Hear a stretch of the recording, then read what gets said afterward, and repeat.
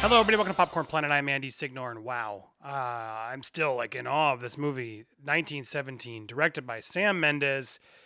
It's stunning. I mean, this was a movie I went in excited for because I did a profile on it because I'm a huge fan. I like Sam Mendes a lot, but I'm a huge fan of cinematographer Roger Deakins. Been nominated 14 times for Best Cinematography for Oscars. Finally won for Blade Runner last year. And if he doesn't win again this year, we should all riot. This is some of the most incredible camera work I've seen. I can't even remember when. The whole movie, you just get lost in it, and I want to watch it again just to watch the camera work of figuring out how they did this movie. For those that don't know, this film, directed by Sam Mendes, and cinematography by Roger Deakins. This film takes place in 1917 during World War One, and it's the story of two British soldiers during that time who were given a mission, delivered this message to warn of an ambush that's about to happen at this German line that they need to get to. One of them is a map expert, and one of them is just the friend who gets to tag along, and his brother is on the line, so he has even more intent to get there as fast as possible. So they're given this mission, and the film starts really with them sitting by a tree. The camera follows them. They lift each other up, and they just begin walking to figure out the mission, and then they begin running, and lots of stuff happens.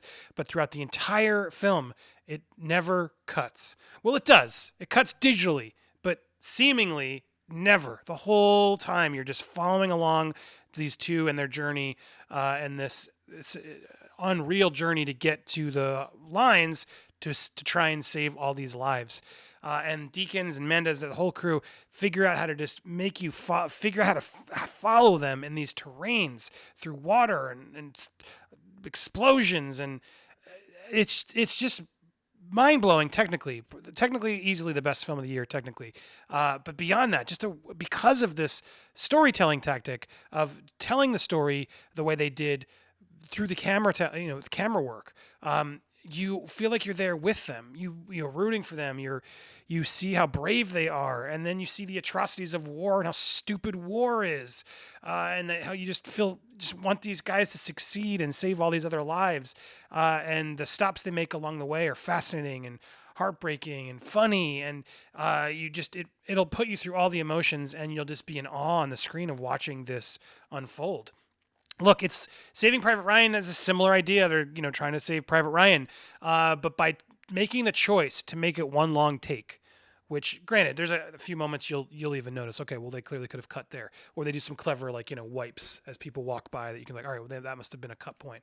But it seems seamless, and it's just you never and it's not enough of a gimmick that I was worried about that you're looking and distracted by it. No, the movie is telling its story and you're following them along like you're walking on this journey with them, and the struggle of this journey and the importance of this journey and the speed of we got to get there quicker, or what's going to happen, or can we, and then the worry of if we cross this line we might get shot at because we got to get there fast, and if we don't walk through this point we're not going to make it in time.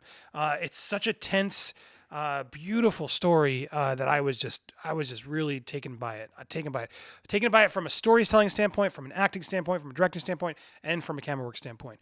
Thomas Newman, one of my favorite composers, does a fantastic score.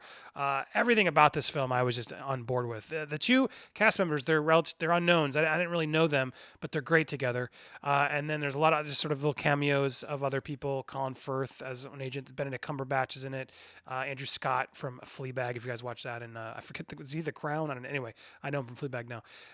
But it's a really, really wonderful story, and there's just some shots where you go, what? How did they do that? How did they get up and around? But then you're still, it's not so distracting. You're like, I shouldn't be talking about this, but it's like there are some shots in there. You're just like, how did they do it?